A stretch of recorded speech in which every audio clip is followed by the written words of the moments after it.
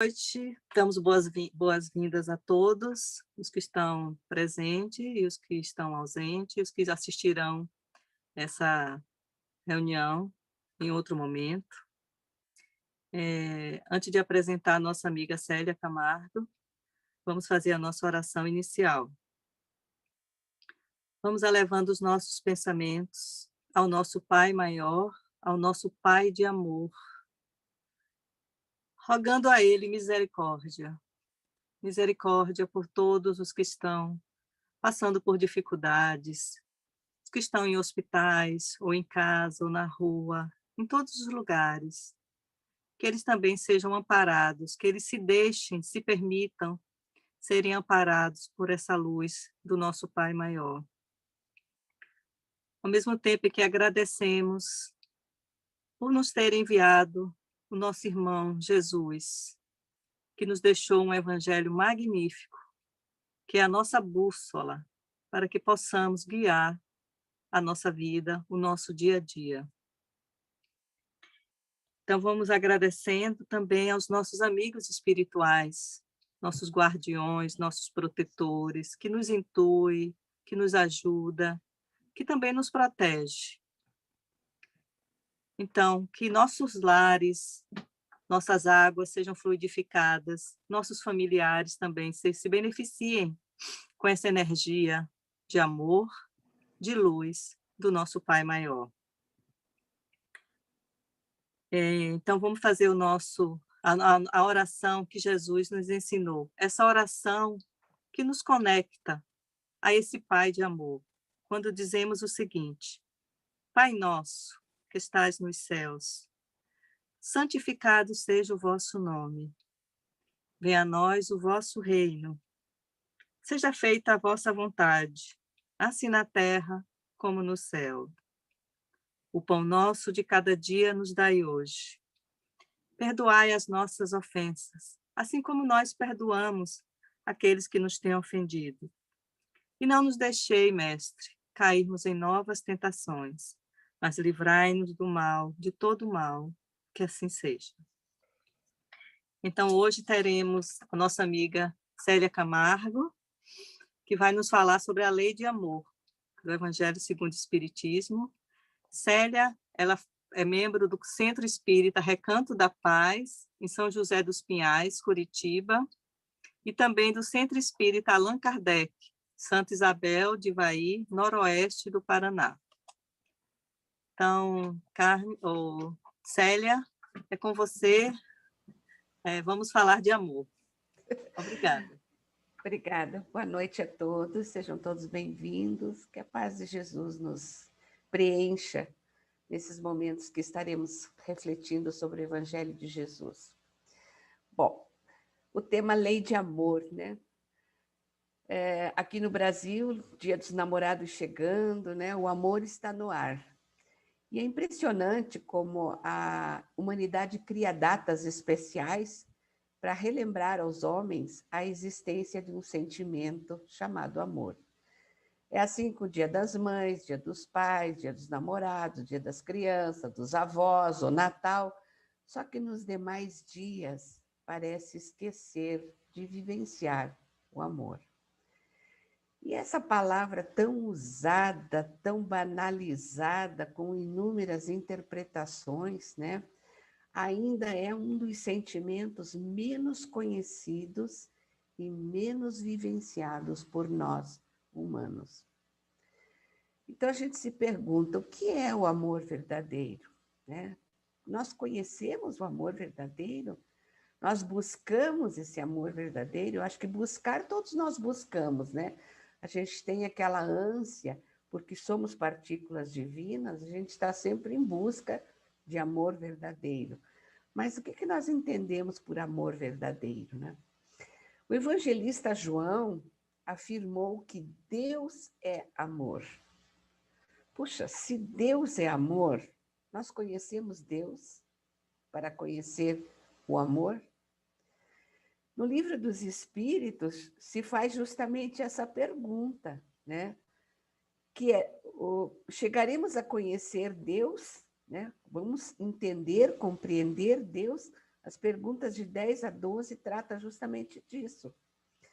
E as respostas são o seguinte: nos falta sentido ainda para compreender a natureza íntima de Deus. Somente quando nós não estivermos mais dentro das sombras, né, obscurecidos pela matéria, e quando nós atingirmos a perfeição possível para os humanos, é que nos será possível compreender a essência, a natureza íntima de Deus. Então, para mim, esclarece o seguinte: aí está a nossa dificuldade de entender, de vivenciar o amor verdadeiro, porque ainda nos falta o essencial, que é a perfeição possível, para entender o amor. Se Deus é amor e nós não conseguimos ainda chegar até Ele, né? Nós estamos muito aquém da perfeição possível, é difícil, então, a gente entender o amor que é Deus.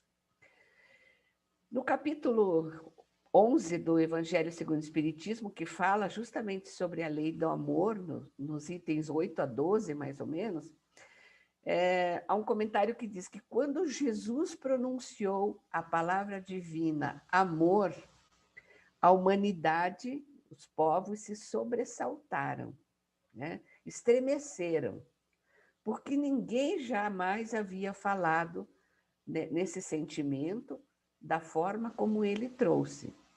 E, ao contrário, os mártires que aceitaram e compreenderam esse sentimento seguiram para os sofrimentos, desceram o circo, foram queimados, foram flagelados, foram devorados por leões, por compreenderem essa essência íntima do verdadeiro amor. Então, realmente, o amor, ele muda a face do planeta. Ele muda tudo. Ele foi tão poderoso que ele simplesmente dividiu. Quando Jesus veio e aplicou a lei do amor, dividiu entre antes e depois a humanidade. De tão poderoso que é a lei de amor que ele nos trouxe.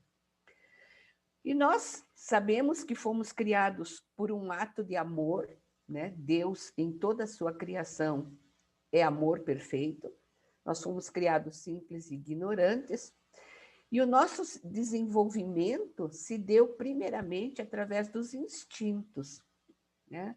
Os instintos de sobrevivência, os instintos de defesa, o instinto da necessidade da reprodução, da manutenção da espécie. Mas os instintos no ser humano são germes, são embriões dos sentimentos. Nós começamos com os instintos para evoluir para outros sentimentos, né? E os sentimentos, eles só vão crescer, amadurecer com a nossa perfeição moral, com o nosso aperfeiçoamento moral. Embora, no estágio que nós nos encontramos, nós estejamos sempre oprimidos e comprimidos pelo tal egoísmo, né? O nosso amor ainda é limitado por essa forte tendência egoísta que nós temos na materialidade aqui na Terra. Mas a gente vai evoluindo aos poucos.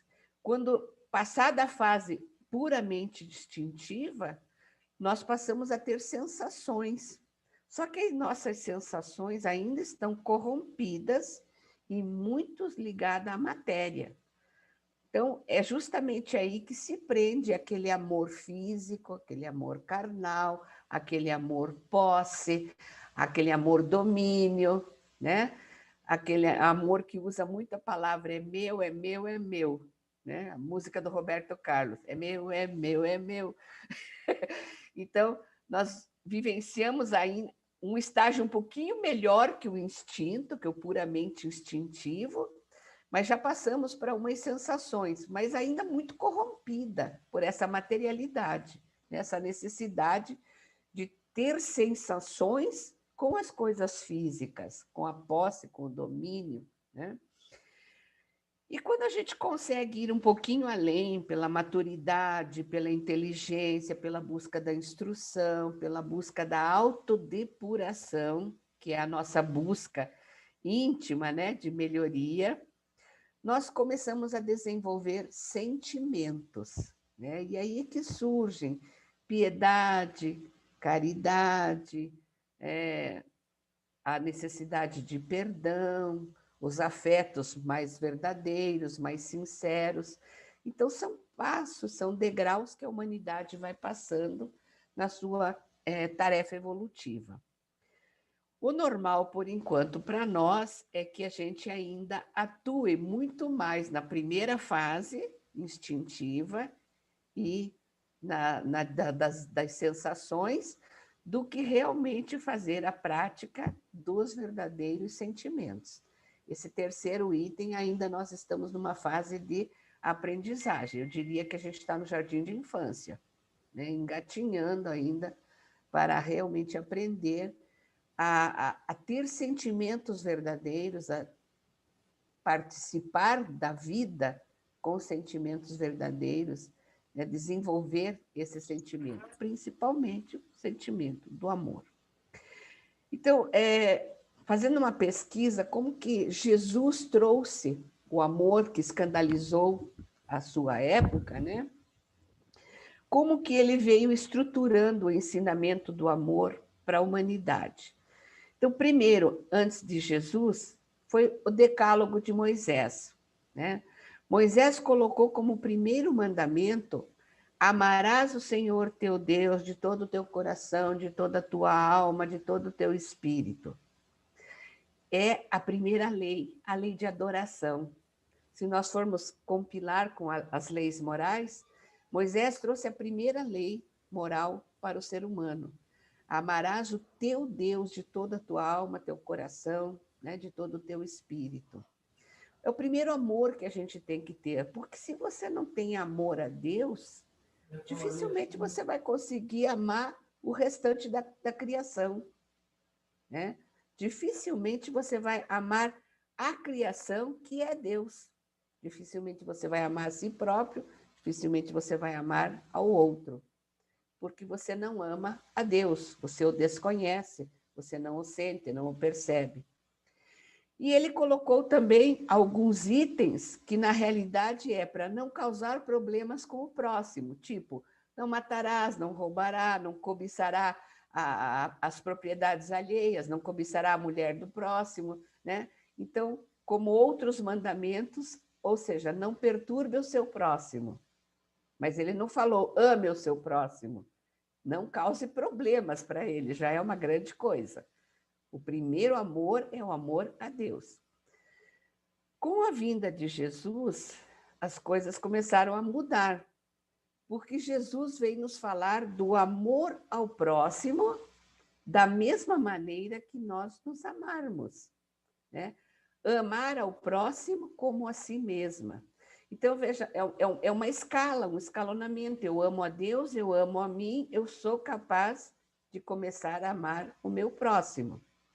E ele ampliou esse sentimento de amor para os nossos desafetos, com a seguinte frase: amai os vossos inimigos e orai pelos que vos perseguem. Está lá no Evangelho de Mateus. É lógico que esse amar os inimigos não é da mesma forma que a gente ama os nossos amigos, os nossos amores, os nossos próximos, os nossos parentes. Mas quando ele diz, ore pelo que vos perseguem e ame os vossos inimigos, está implícita aí a lição do perdão, né? Todos aqueles que nos causam mal, na realidade, estão causando um mal maior a si próprios. E a gente tem condições de superar, perdoando, para não carregar essa carga do amor. Porque quando eu não... essa carga do desamor. Quando a gente não perdoa, a gente aumenta a nossa dor causada pelo outro, né? Então, Jesus ampliou o sentimento para os inimigos e a necessidade de orar, de perdoar aqueles que nos perseguem. Como terceiro item, Jesus foi ampliando, né? Ele diz que falava do amor que a gente deve dedicar aos que são familiares nossos corporais, ou seja, a nossa família carnal mesmo. E aonde que está isso, né? Quando ele fala da parábola do moço rico, que o moço pergunta o que eu faço para ganhar o reino dos céus, e ele dá as dicas, né? Cumpra os mandamentos. Não matarás, não adulterarás, não roubarás, não levantarás falso testemunho e honrarás teu pai e tua mãe e amarás o teu próximo. Aqui, aquele próximo dentro de casa, os irmãos, os tios, as sogras, os cunhados, né? Então, ele foi ampliando cada vez mais essa amplitude do amor na humanidade. Um terceiro passo também está lá no Evangelho de Mateus. O quarto passo, ele veio falar de um amor que deve se estender à família espiritual. E aqui, como na época ainda não se falava em espiritismo, né, é óbvio que a humanidade teve muita dificuldade para entender, e tem até hoje. Aqueles de nós que não têm o conhecimento da visão espírita, da imortalidade da alma, das encarnações sucessivas, né, das reencarnações, da lei de causa e efeito, da reparação, quem não tem esse conhecimento, não aceita, não vai entender que nós temos uma família espiritual, que hoje eu estou mãe de alguém, mas no plano espiritual eu não sou mais mãe de ninguém. Eu sou um irmão participante de uma família espiritual. Hoje eu sou filha de alguém, mas eu já fui outras tantas personagens corporais. Mas no mundo espiritual eu faço parte de uma família espiritual. E aonde que está fixado esse aspecto do amor à família universal? É quando Jesus está na casa, acho que de Pedro, há uma multidão no entorno, e chegam os apóstolos dele e dizem: Jesus, seus irmãos e sua mãe estão aí. E ele pergunta: quem é minha mãe? Quem são meus irmãos? Muita gente interpreta essa frase como um descaso de Jesus à família corporal, mas na realidade ele aí está demonstrando que a mãe, os irmãos, a irmã, a parentela dele é todo aquele que fizer a vontade de Deus. Quem cumprir a vontade de meu pai é meu irmão, é minha mãe, é minha irmã.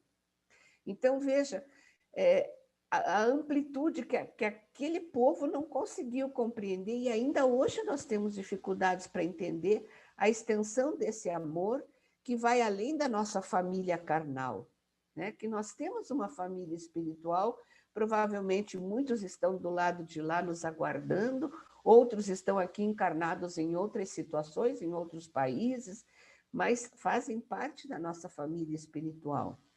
Então, quando nós fizermos a vontade do Pai, nós seremos todos irmãos, né? Nós seremos mãe, nós seremos irmãos, nós seremos irmãs, nós estaremos dentro dessa família universal e aprendendo a amar-nos. Por que nós reencarnamos em tantas situações diferentes? Para aprendermos esse amor universal. Hoje eu amo minha mãe, hoje eu amo meu esposo, hoje eu amo meus filhos. Na próxima encarnação eu terei outra mãe, outro esposo, outros filhos, ou eu serei o esposo, né? Eu terei tantos outros papéis para desempenhar, e todos eles visando o aprendizado do amor universal. E o amor universal mesmo que Jesus exemplificou é aquele amor sem fronteiras, sem distinção de qualquer natureza. Jesus disse: dou-vos um mandamento novo, que vos ameis uns aos outros como eu vos amei.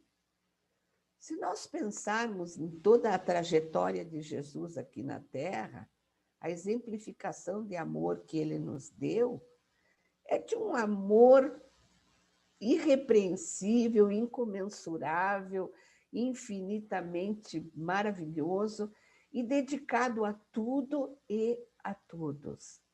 Todas as passagens de Jesus, em todos os lugares por onde ele andou, foram demonstração de amor a toda a humanidade, sem perguntar de onde você veio, de que família você faz parte, qual é a sua crença, qual é seu sexo, qual é a sua posição social, qual é sua compreensão, né? A sua inteligência, o seu desenvolvimento intelectual. Nada.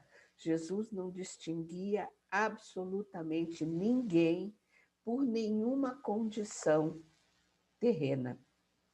Então, esse é o verdadeiro amor universal, que nós talvez agora estejamos numa situação de aprendizado muito grande, né? Nós vimos que o mundo parece um ovo, né? Tão pequenininho, vivenciando o mesmo problema gigantesco, tendo os mesmos sofrimentos, tendo as mesmas situações de perdas, né? De dores, de busca de soluções, de tentativa de se ajudarem mutuamente. Então, essa é a verdadeira prática do amor universal, sem fronteiras. Não importa em que país está havendo a dor, não importa em que país está ocorrendo mortes, não importa em que país as pessoas estão estudando, buscando, vamos todos nos auxiliar para chegarmos a uma condição melhor. Então, amar simplesmente porque é um ser humano, amar simplesmente porque é uma criação divina, né? Amar simplesmente porque estamos todos num planeta buscando e almejando a mesma finalidade, que é a busca da perfeição possível, né? Que é a nossa melhoria, que é o nosso progresso, que é a nossa evolução.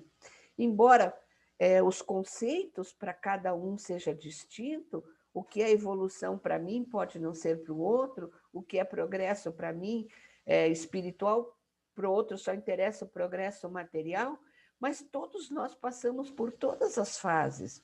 E o respeito a essas diferenças é que nos faz vivenciar o verdadeiro amor universal. Tá? É porque fulano não crê, né? Nós fazemos muita distinção em termos de crença.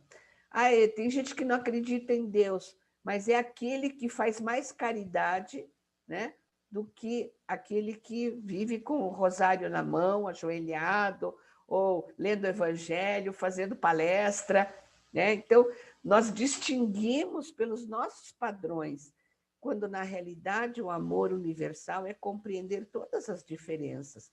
O muçulmano tem a crença dele, né? Ele acredita que um homem-bomba vai acordar nos braços de Alá. Ótimo! Nós temos que aceitar porque ainda é a visão dele, é a visão de elevação, é a visão de purificação, né? O autoflagelo em nome de uma crença. Nós temos que respeitar.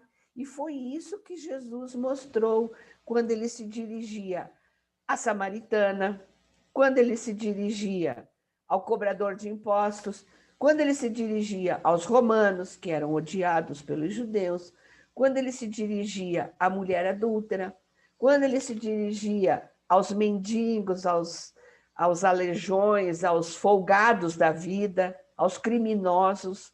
Até o último instante ele mostrou única e exclusivamente esse amor universal.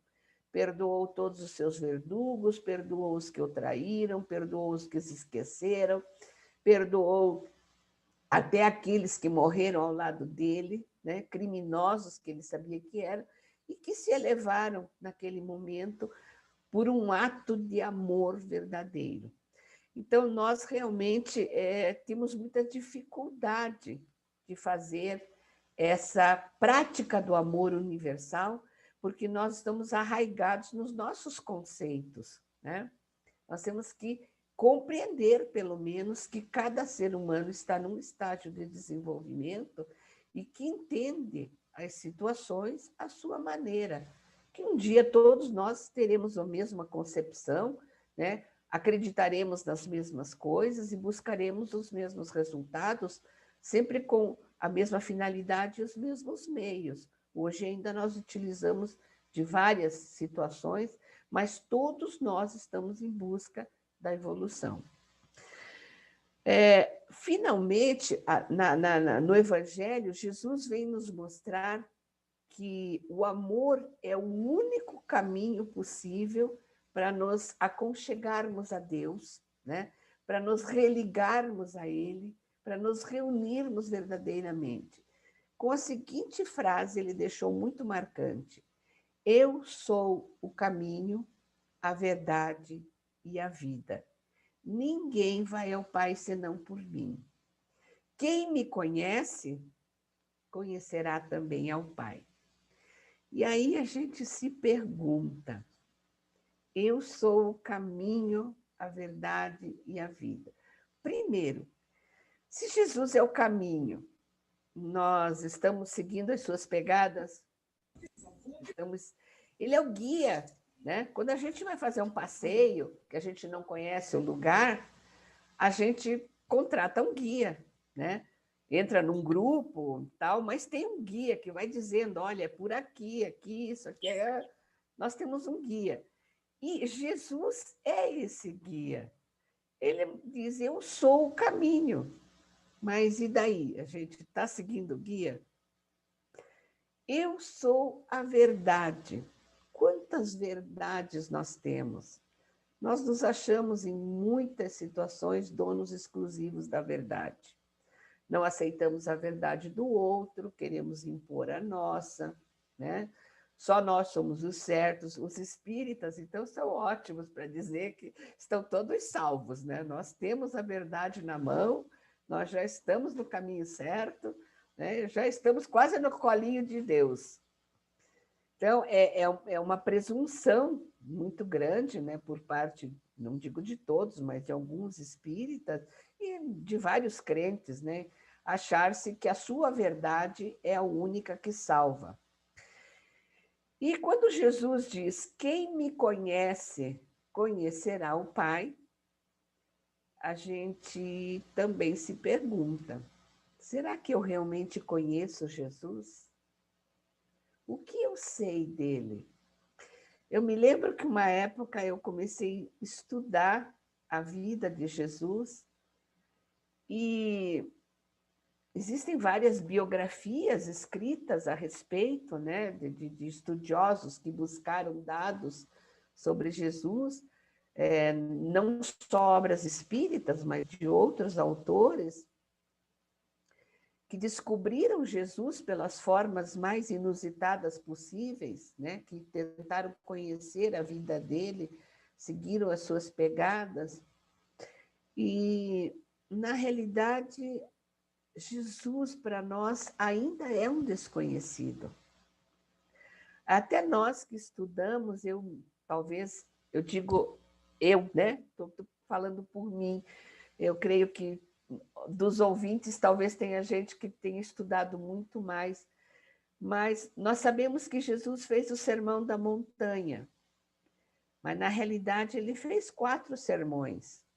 Nós conhecemos meia dúzia de parábolas, mas na realidade ele tem 49 parábolas, todas elas com um fundo maravilhoso de ensinamento. Então, ele diz, quem me conhece, conhecerá o Pai. Então, nós estamos muito longe ainda de conhecer Jesus verdadeiramente, né? Nós temos que realmente ir em busca deste caminho, deste guia, né? Entender a verdade que ele nos trouxe, compreender a verdade dele, não a nossa, e realmente perceber que ele é a vida, a verdadeira vida está em Jesus. Então, se nós observarmos os mandamentos, ou as leis morais, as leis divinas, nós realmente estaremos ganhando vida, estaremos trilhando o caminho do guia e estaremos em busca da verdadeira verdade, né? Bom, agora veio o problema, Baber. Pode desligar o teu... Pode desligar o teu som aí agora. Diante de todas as lições que a gente já conhece, né? Como é que a gente pode definir o verbo amar? O que é amar? Como eu disse no começo, o verbo o verbo amar e a palavra amor é usada tão cotidianamente, tão mecanicamente, tão sem sentido ou com mil sentidos diversos, né? Que nós ficamos em dúvida o que é realmente amar, o que é esse sentimento amor.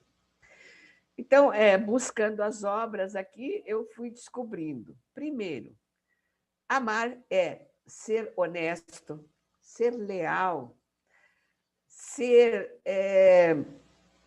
consciencioso com relação a todas as nossas atitudes, principalmente em sociedade, com relação aos outros, e só fazer aos outros aquilo que gostaríamos que nos fizessem. Então, começa por aí. Se eu, quando vou ter uma atitude com relação a alguém, eu parar para pensar, eu gostaria que fizessem isso comigo, e se não gostar, eu retroceder, eu estou compreendendo o sentimento amor. Segundo, é suavizar as dores alheias. E isso a gente está vendo hoje assim maciçamente, né? Será que a gente tem olhos ao redor, né? Ou só vemos o nosso umbigo, ou só olhamos para o nosso pequeno círculo de familiares e amigos para compreender a extensão das dores que está atingindo a humanidade? E o que temos feito para suavizar um pouco a fome, o frio, o abandono, o desespero pelo desemprego, pela falta do mínimo, né, do necessário? Nós estamos sendo capazes de suavizar, de ter uma palavra, de ter um olhar de bondade, né? Então, se já estamos começando a fazer isso, já estamos enxergando além do nosso círculo familiar, nós já estamos começando a entender o que é amar.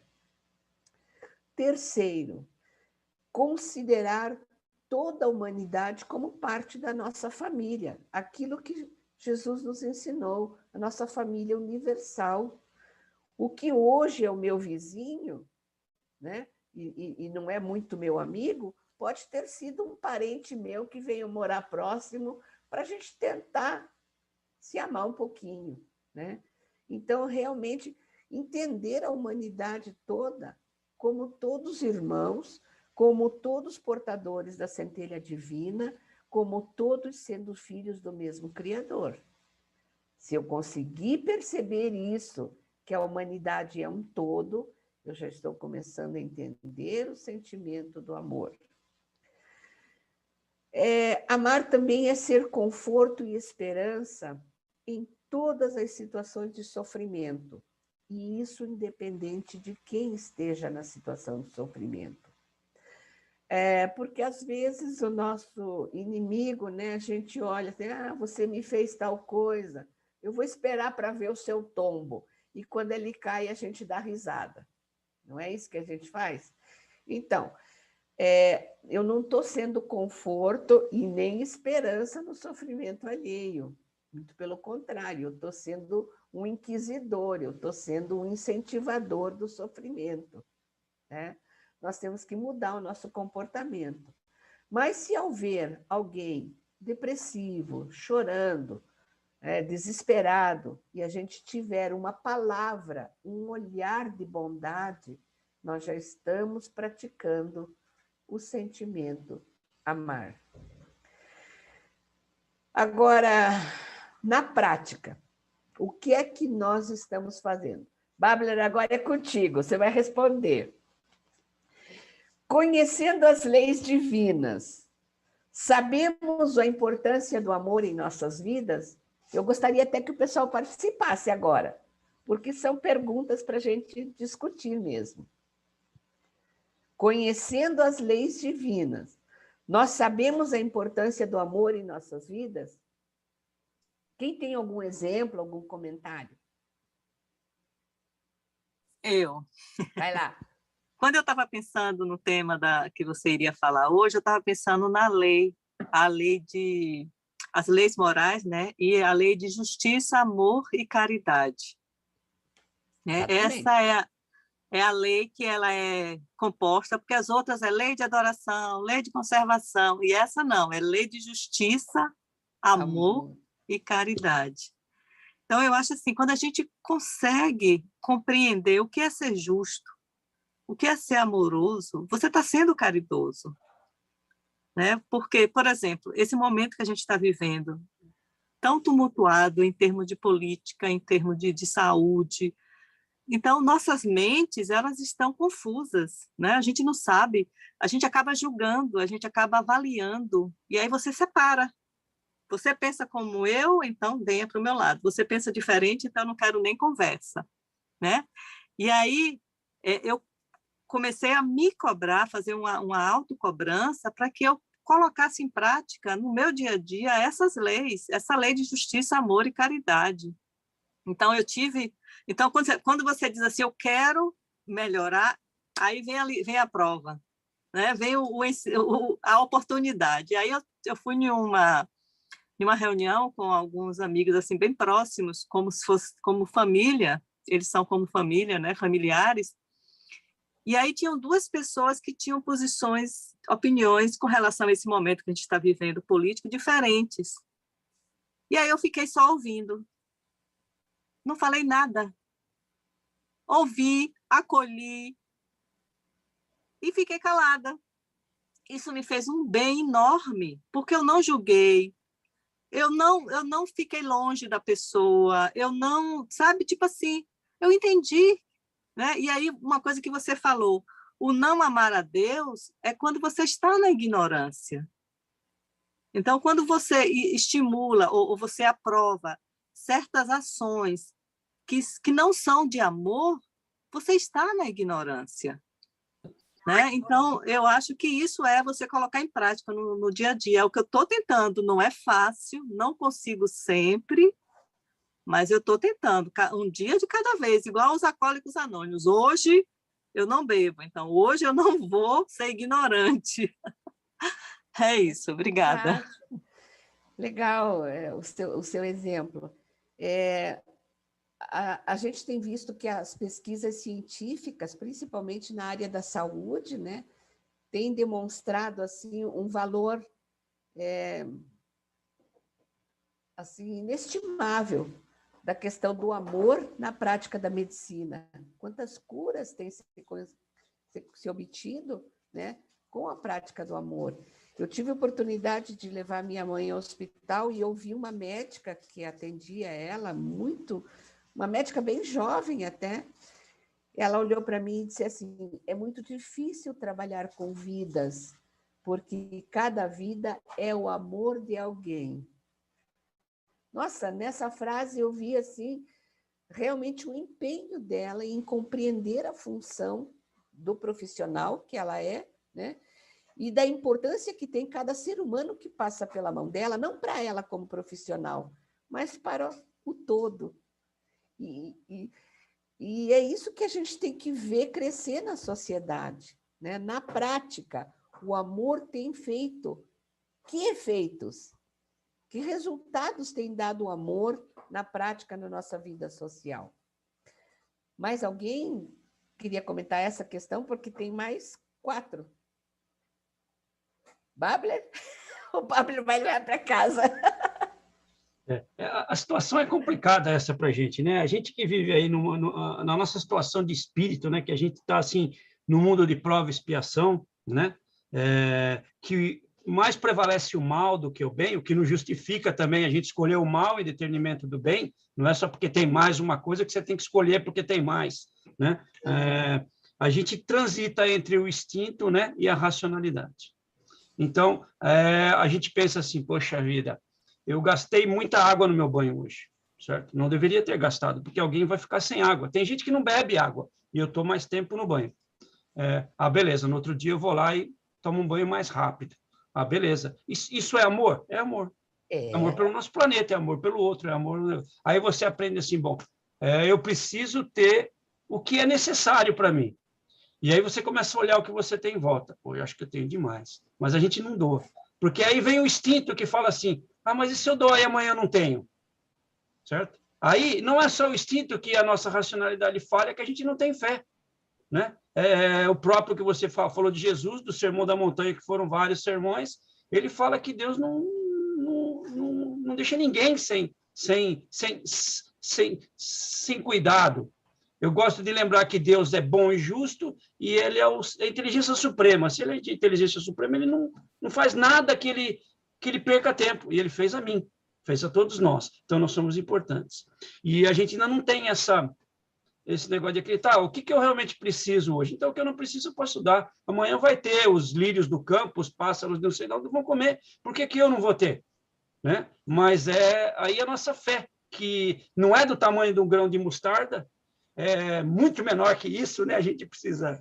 Aí, não sei quem falou do grão de mostarda, outra vez quem estava estudando também, falou, é bem pequenininho o negócio. Então, a nossa fé não é isso ainda, porque quando nós chegar nessa, a gente vai mover montanhas.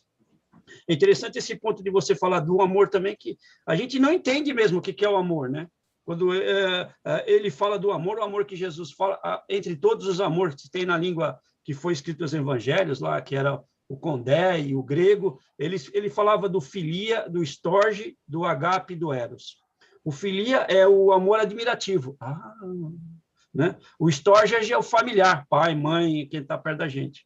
O eros é o erótico mesmo, propriamente dito, e o ágape é o amor compassivo, que a gente teve que o Miguel trouxe para a gente em um dos nossos estudos, que ele falava que o Paulo, né, o Saulo de Tarso lá, o apóstolo dos judeus, ele falava assim de algumas coisas que a pessoa se tomou de compaixão.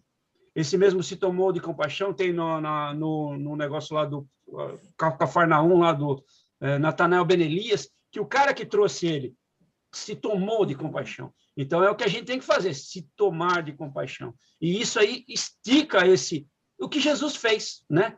Ele tinha compaixão por nós. Tem ainda, né? A gente sabe disso. Mas mais do que ele veio aqui, passou pelo. Então, aí você fala assim, a gente tem que fazer o que Jesus fez, né? Então, fica difícil. A gente faz o que pode, vamos pensar assim, né? Poderia fazer, não faz o que deve, né? A gente faz o que pode, porque é difícil, mas é complicado esse negócio da gente de amar na forma que Jesus nos trouxe o conceito. É complicado. A outra pergunta se refere ao próximo, né? Se nós conseguimos reconhecer no nosso desafeto ou no ignorante a centelha divina que há em todos nós, ainda que envolvida em sombra, né? Ou seja, nós vemos no outro a possibilidade do vir a ser? Ou a gente condena? Não, isso aí não adianta mais, não tem o que fazer por ele. Fala, Beth. Para essa, eu tenho um pensamento que eu também estou tentando colocar em prática, que é separar o pecado do pecador.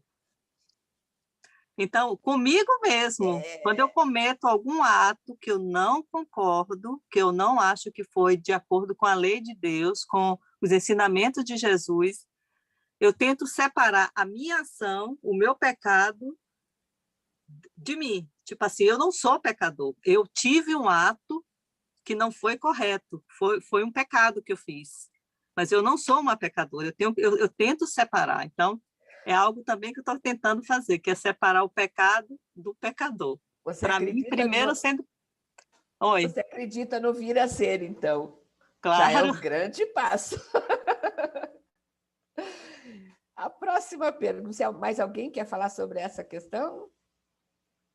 Não? Vamos dar palpite aqui, é interessante esse ponto aí. Porque quando a gente fala assim, a gente vai nesses caras que são aí os coaches, né? Ele fala assim, você nunca pode chegar e falar assim, essa pessoa é melhor que eu. Porque você se rebaixa e você não consegue alcançar o que você quer fazer. Mas você nunca... Essa é uma das coisas que você não pode... uma das coisas que você não pode fazer, porque você se limita. E nós não temos que nos limitar. Nossa ideia é sermos felizes e progredir para sempre. Mas a pior de todas é quando nós nos colocamos e dissemos que nós somos melhores do que os outros. Porque aí entra o que você falou também, do orgulho, né? Aí eu sou melhor. E aí a gente volta a totalmente o que não é o amor. porque o amor é estar com os outros, que nem você falou, suavizar a dor dos outros, considerar toda a humanidade, confronto, esperança, tudo isso. Toda vez que eu trago isso para mim, né, eu estou saindo desse amor. Volta de novo na época lá dos caras, que os caras falavam de político e de, que nem a própria Beth estava falando, que a gente está nesse negócio de política, do político e do idiota. Político seria o que está preocupado com o povo. E o id, que é ele está preocupado com ele mesmo. Então, o idiota é o que só pensa nele. E o político é o que pensa em todo mundo. Hoje, a gente põe um idiota na política e dá o que dá, mas a culpa é nossa, porque a gente não entende as coisas. Então, fica difícil também. Então, esse é o ponto meu. Complicado. Mais alguém? A próxima questão já está abraçada com alguma coisa que o Babler já comentou também. Se nós conseguimos ver Deus em toda a criação, né? Em todos os reinos, e se nós interagimos com os reinos conforme as leis divinas, aí entra a questão do respeito à fauna, à flora, à natureza em si, né? O cuidado com o planeta, se nós realmente estamos preocupados com o que estamos fazendo com o nosso habitat, né? Se nós, quando vivenciamos dentro desta terra maravilhosa que recebemos por lar, se nós aplicamos as leis divinas, se nós estamos amando o nosso lar. Complicado, né? Essa é para levar para casa, Babler? Não, eu vou dar um exemplo claro hoje, né? Eu tive que trabalhar hoje, trabalhar na companhia. A gente está 1 ano e pouco, eu estou no base. Em casa? Em casa. E eu tive que trabalhar hoje. E aí tem um outro amigo meu que também falou, vamos ver se a gente marca para quinta-feira, tem uns negócios para ver, era para mim quarta, aí a gente vai junto, daí a gente já põe o papo em dia e almoça fora, tudo. Eu tenho um Fiesta, pequenininho, porque eu dirijo 45 minutos até a firma, não adianta ter um carro grande, você não ganha nem para gasolina, apesar da gasolina aqui ser barata. E a hora que... Aí eu falei, quem dirigiu ou você? Não, eu dirijo. Ele tem um carro normal dos americanos aqui, uma banheira enorme, com assim, um painel novo, não vou fazer propaganda do carro, né, mas muito bacana. E o carro é o seguinte, ele dirigiu o carro, né, e aí a gente estava num certo trânsito, né, então o carro se mantinha na linha, sem ele colocar a mão na direção, e aí quando o trânsito parou, o carro foi parando também. Tem essa característica no carro que ele tem. E não é um carro assim, dizer, tudo aquilo lá, mas é um carro que tem essa característica. Aí eu fiquei pensando, puxa, eu quero um carro assim, né? Legal, né? Daí depois eu fiquei pensando, mas por que eu preciso de um carro assim? Não mais me deu vontade de ter um carro assim, entendeu? Aí eu falei assim, mas para que eu preciso de um carro que tenha isso? Eu não posso fazer isso? Eu não posso prestar atenção e parar na hora que o carro está parando, manter o carro na linha lá? Porque quando é que eu não ia manter o carro na linha? Se eu estou de fogo, mas se eu estou de fogo, eu não posso dirigir, teoricamente, né? Pela lei. Então, eu não dirigi. Então, não vou precisar, eu consigo manter o carro na linha. Mas é o caso, a gente ainda se pega, e aqui ainda é mais difícil isso, né? Porque o bom, materialmente falando, está na nossa cara sempre. Você abre a porta, abre a TV, você fala, e a gente não entende isso, né? Você fala perto do seu celular uma coisa que você gosta. Depois você abre o Google, vai aparecer uma promoção daquilo para você. Aí a pessoa fala assim, foi o destino, acho que eu tenho que comprar. Destino Google, né? Destino Google. A gente é assim, a gente ainda se pega a algumas coisas que a gente não entende ainda o que é. Eu até coloquei aqui, quer ver, cadê? Não entendermos o sucesso material, né, que é individual, não vai entender o sucesso espiritual, que é coletivo. Você, no primeiro comentário, você fala a questão da água, né? Então, você já está respeitando a necessidade da água para alguns, a quem falta, e você tem em excesso e está desperdiçando. Esse carro, modelo Tóia que você citou, custou a quantos seres humanos trabalhos exaustivos de pesquisa, disso. Então, nós estamos necessitando exatamente tudo isso, né? Matéria plástica, principalmente. É prático, eu uso e jogo fora. O planeta está tendo sacos de lixo suficiente para esconder? Vai evaporar sozinho? Vai dizer, né? Então, a busca do conforto, das facilidades, na status, a gente nunca para pensar no que há por trás de tudo isso e quais as grandes consequências, muito graves às vezes, né?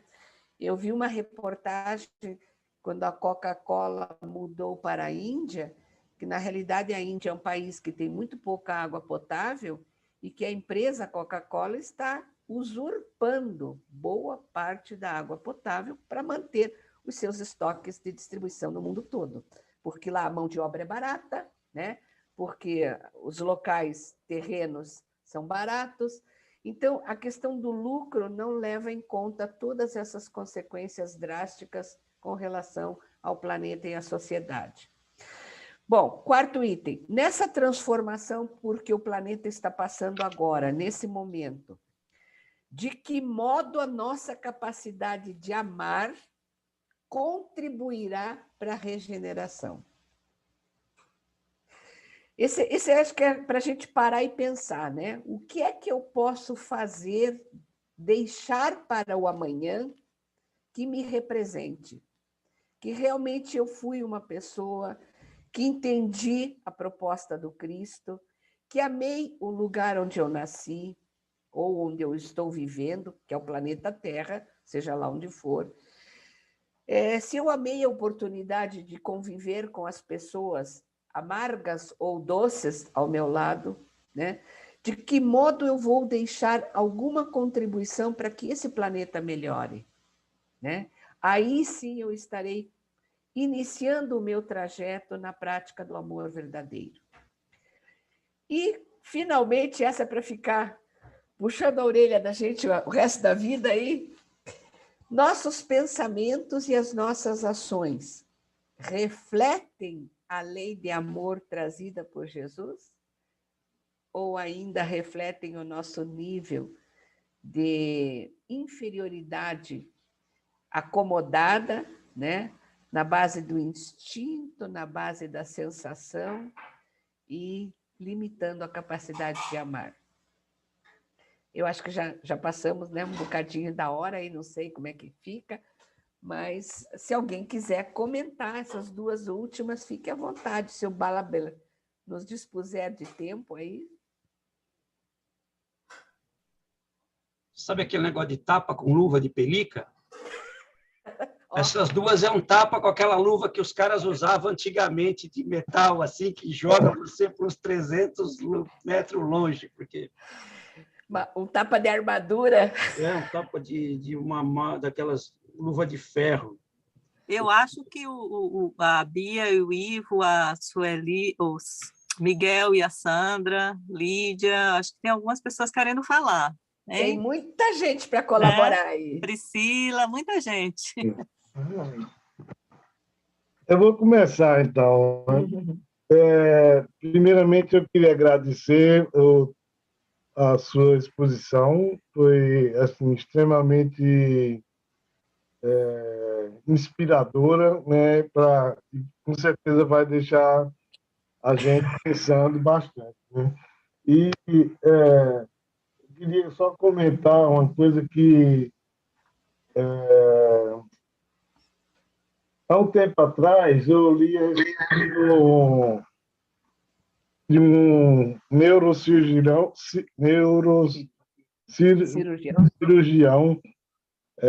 aqui dos Estados Unidos, né, que ele é conhecido pela técnica dele e tal, e aí ele, em um determinado momento da vida dele, começou a se interessar sobre a experiência de quase morte, né?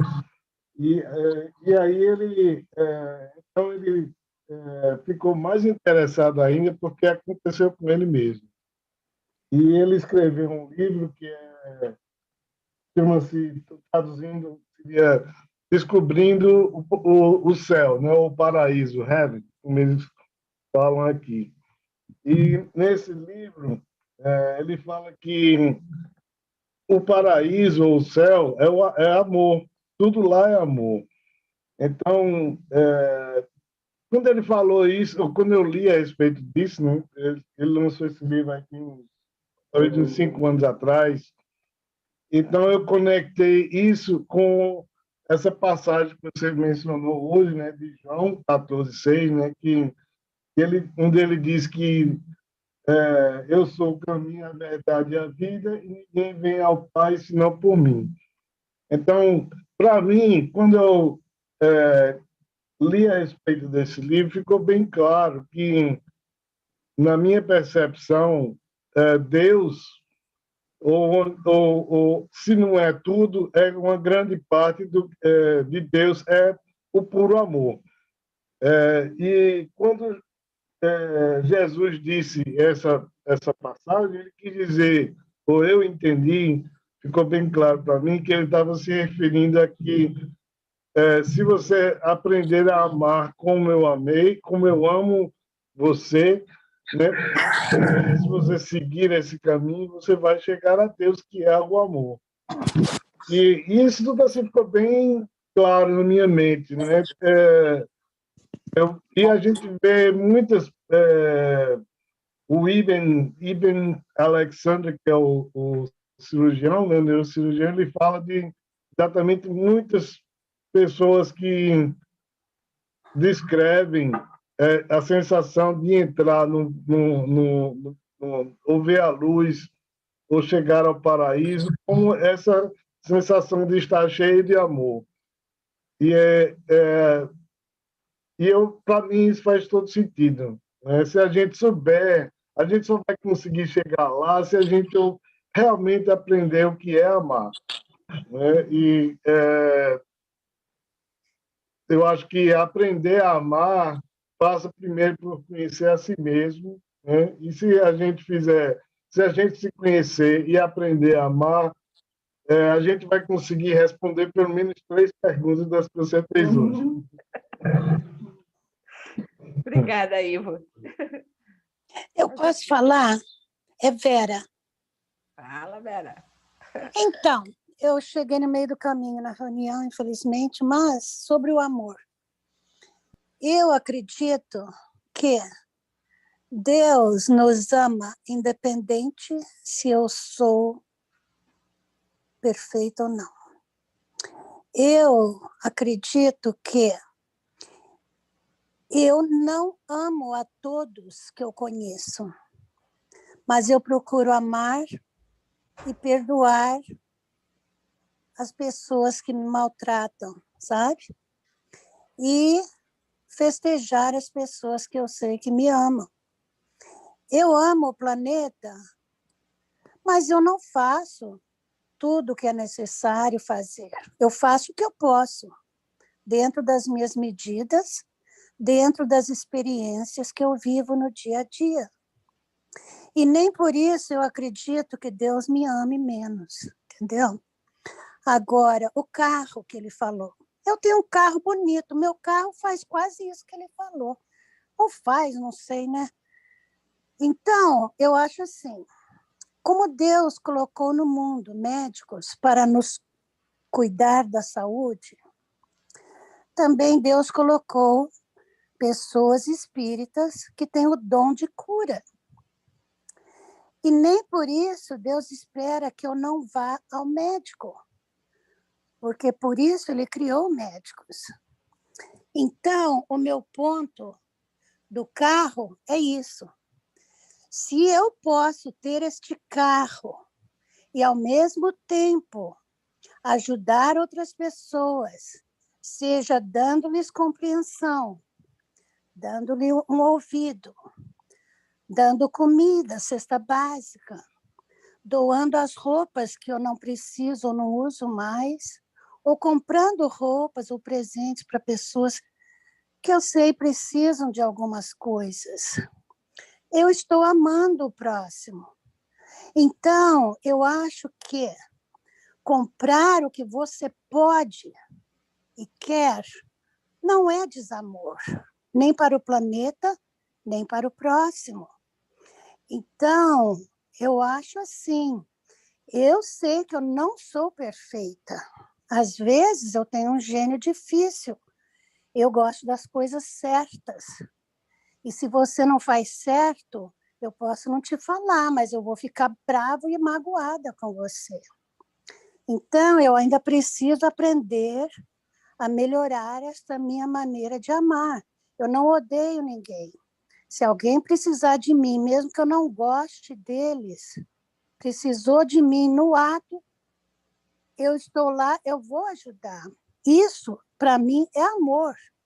Independente de eu não gostar ou gostar daquela pessoa. Então, para mim, dizer que o planeta está morrendo, não, o planeta não está morrendo. Nós temos que ter mais cuidado com o plástico, sim. Porém, nós precisamos avançar a tecnologia do planeta, seja para melhorar a vida no planeta, a nossa vida e o futuro. Deus nos dá toda essa tecnologia, essas pessoas inteligentes e criativas para melhorar a vida de todos no planeta por amor. Não é um engano. É assim que eu acredito e vejo o que Deus nos dá no dia a dia.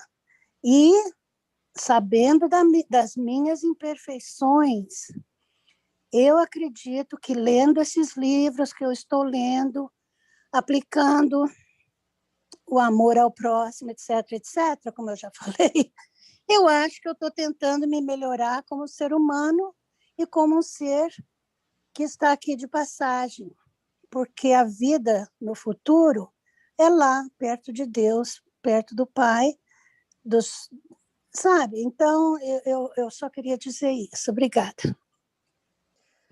Obrigada, Vera. Na realidade, o seu depoimento é um depoimento do nosso nível de evolução. Nós estamos como crianças na tentativa de ensaio e erro, né? E não podemos como o Babler colocou, nos diminuir pelos erros que cometemos, mas temos que acreditar que nós poderemos vir a ser. Seremos melhores, evidentemente, mas estamos na busca. Essa é a grande verdade. E com relação à lei de amor, ainda que a gente não faça pensando, né, no amor de verdade, lá no fundo a centelha divina existe em nós. E nós vamos realmente praticando atos de amor, às vezes até por instinto, né? É isso aí. Agradeço a colaboração de vocês. E se não tivermos mais nenhum pensamento a ser colocado, Babler, não sei se a gente termina. Célia, a Lídia colocou aqui, mais uma vez, ganhamos esse presente dos amigos colaboradores dos Centros Espíritas do Brasil. Então, é um agradecimento ao Centro Espírita de Célia, né, e o Casa do Caminho Chico Xavier também, que se faz presente. Obrigada a todos. Que bom. E vocês colaboram com a gente, dando essa oportunidade, né, da gente partilhar e aprender juntos. Isso que é o mais importante. Bom, para encerrar, eu gostaria de ler um trechinho de um livro, do livro Pensamentos que Ajudam, do De Luca, que começa com uma frase de Sêneca. O texto é Amanhã é tarde. E Sêneca nos diz: ama como se fosses morrer hoje. Demonstre seu amor hoje como se você estivesse numa despedida.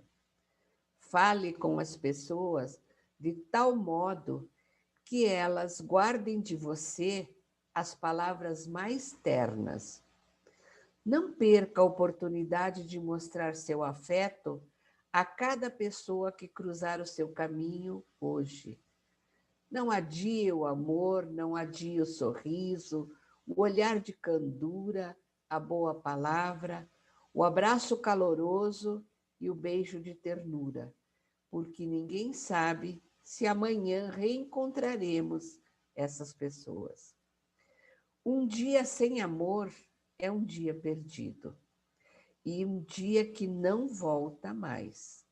Somos espíritos imortais, mas a experiência na Terra tem prazo de validade. E ninguém sabe quando esse prazo expira. Então, gente, falamos tanto de amor. Vamos nos preencher do amor de Deus agora, nesse momento. Nos preencher do amor dos nossos anjos de guarda. Nos preencher dos afetos que nos cercam. Da proximidade das pessoas, ainda que de forma virtual, dessa energia positiva. E vamos agradecer. Agradecer muito ao Pai Criador pela nossa existência, pela nossa persistência nesse vale de lágrimas, mas que é uma escola maravilhosa de aprendizagem. Que realmente vamos engatinhando, mas que sigamos sempre em frente em busca do caminho, da verdade e da verdadeira vida. E que o amor seja o nosso lema, apesar de todo o nosso orgulho, do nosso egoísmo, das nossas vaidades, das nossas imbecilidades, até às vezes cometidas instintivamente. Perdão por todas as nossas falhas, mas pedimos coragem para continuar sempre em frente. Que Jesus abençoe a todos, que os nossos lares sejam agraciados com as bênçãos do Pai e que possamos nos reencontrar numa próxima oportunidade. Muita gratidão. Uma boa noite a todos.